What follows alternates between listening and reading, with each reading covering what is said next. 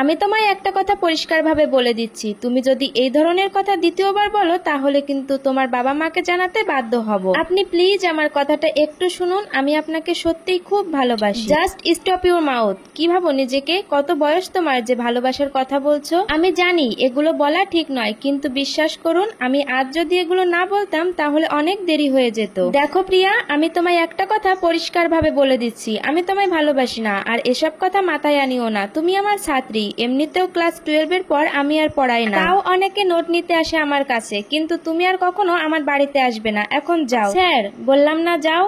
কিরে মুন, পড়তে যাবি না নাকি? মায়ের কথায় অতীত থেকে বর্তমানে ফিরে এলাম। মুন আমারই ডাকনাম। হ্যাঁ, এই তো বেরোচ্ছি। নে, এবার দেরি হয়ে যাবে। আর যদিও যেখানে যাচ্ছি সেটা তো চেনা জায়গা।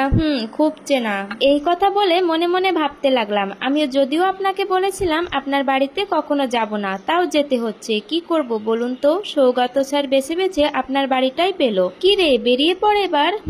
আচ্ছি বলে সাইকেলটা নিয়ে বেরিয়ে পড়লাম। কিছুক্ষণের মধ্যেই পৌঁছে গেলাম সেই চেনা জায়গা যেখানে 2 বছর আগে পড়তে আসতাম। গেট পেরিয়ে ভিতরে ঢুকলাম। বাড়িটা অনেকটাই পাল্টে গেছে। একতলা বাড়ির জায়গায় 3 তলা ঝকঝকে বাড়ি। আর হবে নাই বা কেন? হাই স্কুলের ভূগোল টিচারের বাড়ি এরকমই হওয়া উচিত। কিন্তু সৌগত স্যার পড়াবেন কোথায়? সেই জায়গাতে যেখানে বসার জায়গার থেকে বইয়ের জায়গা বেশি। তাও একবার জিজ্ঞাসা করে নিলাম। আরে ওই তো অহনাদি, দেবপ্রীতম স্যারের বোন। বলছি সৌগত স্যার কোন ঘরে পড়াচ্ছেন?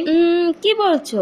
আচ্ছা আচ্ছা, সৌগত স্যার মানে যিনি আজকে পড়ানোর কোচিং খুলেছেন? হ্যাঁ হ্যাঁ, উনি তো ওই যে 3 তলা ছাদে একটা ঘর আছে ওখানেই পড়াচ্ছেন। অনেকক্ষণ হলো শুরু করেছেন। Thank you.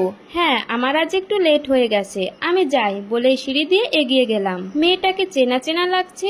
ও আচ্ছা, এই সেই মেয়েটা না দাদার কাছে পড়তে আসতো। স্যার আসবো? আরে প্রিয়া ম্যাডাম যে, আসুন আসুন, আপনার অপেক্ষাতেই ছিলাম। স্যার? কি স্যার, আমি কিছু ভুল বললাম কি?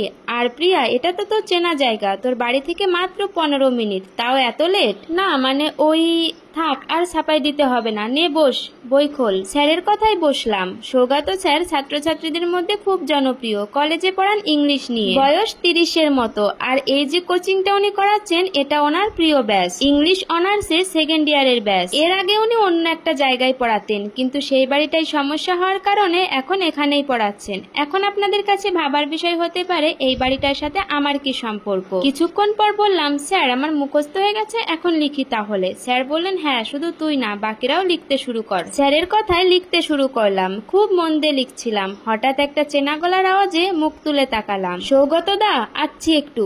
আরে আরে প্রীতম যে, এসো এসো। আপনার এই ঘরে পড়াতে কোনো অসুবিধা হচ্ছে না তো? না না, অসুবিধা কই আছে, তুমি আমায় দরকারের সময় এভাবে হেল্প করলে। যাই হোক, তোমার আজ স্কুল আছে তো? হ্যাঁ আছে।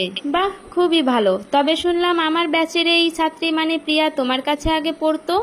পড়তো বোধহয়, ঠিক মনে নেই। আসলে সব ছাত্রছাত্রীকে তো ওইভাবে মনে রাখা সম্ভব নয়। আমি মুখ নামিয়ে আবারও লিখতে শুরু করলাম। এই 2 বছরে একটুও পাল্টায়নি, একই রকম দেখতে, সেই দুটো উজ্জ্বল চোখ, সেই মিষ্টি হাসি। বলো কি ছাত্রীর নাম মনে নেই? না সৌগত দা, তা বলিনি। আসলে যারা পড়াশোনা করে তাদের মনে রাখা সম্ভব, কিন্তু যারা পড়াশোনা ছেড়ে অন্যদিকে মন দেয় তাদের কি আদৌ মনে থাকে?